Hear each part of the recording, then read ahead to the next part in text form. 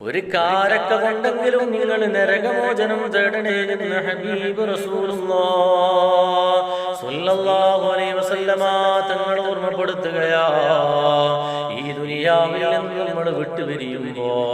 ആഖിറലോകത്ത് എത്തിക്കഴിഞ്ഞാൽ നന്മ മുൻതൂക്കമുള്ള ആളെ സ്വർഗത്തിലേക്കും തിന്മ മുൻതൂക്കമുള്ളതായ ആളുകളെ നരകത്തിലേക്കും അല്ലാഹു തആല അങ്ങനെ മാറ്റുമ്പോ നമ്മൾ ചെയ്തതായ സ്വതഖ അതവിടെ വലിയ പുണ്യമുള്ളതായ കാര്യമായി മാറാൻ നമ്മുടെ കയ്യിൽ ഒന്നുമില്ലെങ്കിലോ ഒരു കാരക്കയാണ് നമ്മുടെ കയ്യിലുള്ളതെങ്കിൽ ആ കാരക്ക 2 കഷ്ണമാക്കിയിട്ട് അതിൽ നിന്നൊരു ചീള് കൊടുത്തിട്ടെങ്കിലും നിങ്ങൾ സ്വതഖ ചെയ്യണേ. ആ സ്വതഖ നിങ്ങളെ നരകത്തിൽ നിന്ന് മോചിതമാക്കുന്നതാണ്